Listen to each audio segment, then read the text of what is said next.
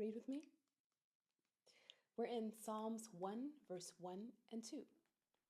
And it says, "Blessed is the man who walks not in the counsel of the wicked, nor stands in the way of sinners, nor sits in the seat of scoffers. But his delight is in the law of the Lord, and on his law he meditates day and night." So lately I've been going through Jackie Hill Perry's devotional called Upon Waking. Here it is. It's a great devotional. And she gives some insight into this text that we just read that is just too good for me not to share with you. And she says, the ways and words we engage with during our day can function as a form of meditation. Whether it's an endless scroll throughout the day, or gazing at certain people that we don't know who don't love God, consistent engagement in that certain thread of worldly friends, or binging on that certain series we know elevates godless living. If our mind is in the constant presence of the counsel of the wicked, way of sinners, and seat of scoffers, then naturally our lives will be formed by it. We will think as they do, walk as they walk, sit where they sit. Deciding against all of that is indeed an act of discipline, but such discipline can only be sustained by the heart taking joy in what the will chose. Meditating on God's law day and night is a holy consequence of first delighting in it. God's word offers paths of walking that lead to life, ways of being that promote peace, and places to sit where Jesus as Lord is a welcomed song. Gosh, I'm just so grateful for Jackie's gift. I really am. For her to say, ways of being that promote peace and places to sit where Jesus as Lord is a welcomed song. One thing about Jackie, she's always going to be a lyricist, okay? So I'm going to highlight some things about her highlights, and then we'll also get into the word again. So Jackie mentions, if our mind is in the constant presence of the counsel of the wicked, the way of sinners, and the seat of scoffers, then naturally our lives will be formed by it. We will think as they do. We will walk as they walk. We will sit where they sit. And it's interesting because when we think about the counsel of the wicked, it might be easy to then think of, if I ask someone for advice, but that's not the only form of counsel. When you consume certain things consistently, when you meditate on things consistently, you allow them to inform you. You allow them to give you direction to a certain extent. And so listening to certain music, watching certain things, and also being around certain people and talking to certain people is also a form of counsel, because you're allowing whatever you consume to inform you and to counsel you, to shape your ways of thinking, your moods even.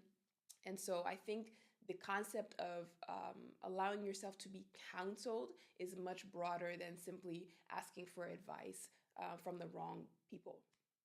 And truly, this reminds me of a story that my mom loves to tell often about when I was growing up. So I'm naturally good at language and accents, and I have a tendency to pick up the accent of whoever I've been around.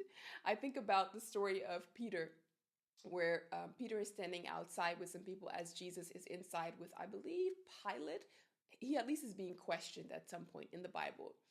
And he's standing there with those people, and people come to Peter and they ask him, "Hey, weren't you the one with Jesus?" And Peter, as we know, keeps denying that and saying, "No, I don't know this Jesus. What are you talking about? That's not me." And at some point, someone points out and says, "No, I know you were with Jesus because your speech betrays you." And so I think that's a great example of how, your speech betrays you. I can tell you were with Jesus because you're starting to sound like him, because you act like him. You remind me of who you've been around. And so just like Peter, I have a tendency to pick up the accent of whoever I've been around. And so one day I came home from a summer camp in northern Netherlands, and my entire accent had changed, like within a week. I sounded like them. I even copied their movements. I was tucking straight hair behind my ear that I didn't have, right? Because I have beautiful curls. And my mom just thought it was hilarious. She laughed the whole way home. And she just basically looked at me and said, "Who are you and what have you done to my daughter?" And to be honest with you, that has never left me. The same thing happens to me now.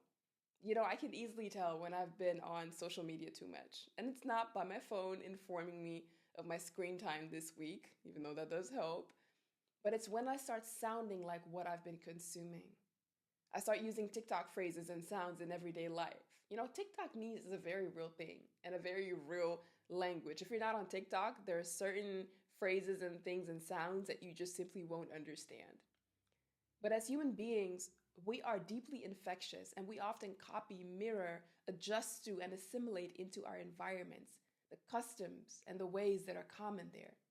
So if Psalms 1 verse 1 says, "Blessed is he or she that does not walk in the counsel of the wicked, nor stands in the way of sinners, nor sits in the seat of scoffers," it doesn't mean a person who doesn't do these things is somehow better than others or is some kind of super Christian.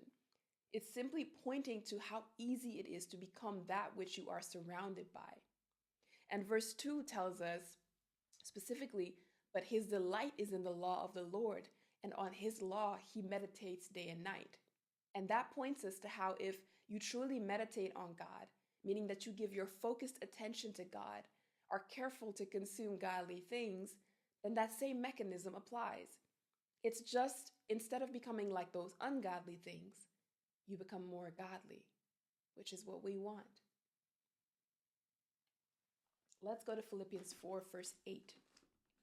I'm reading from the ESV version, and it says, "Finally, brothers, whatever is true, whatever is honorable, whatever is just, whatever is pure, whatever is lovely, whatever is commendable, if there is any excellence, if there is anything worthy of praise, think about these things." Because whatever you think about, you give attention to. Whatever you give your attention to, you magnify. Whatever you magnify, you are consumed by. Whatever you are consumed by, you become. Whatever you become, you produce. Psalms 34, verse 3. "Oh, magnify the Lord with me, and let us exalt his name together."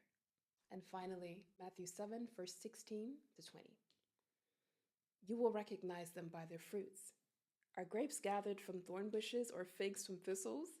So every healthy tree bears good fruit, but the deceased tree bears bad fruit.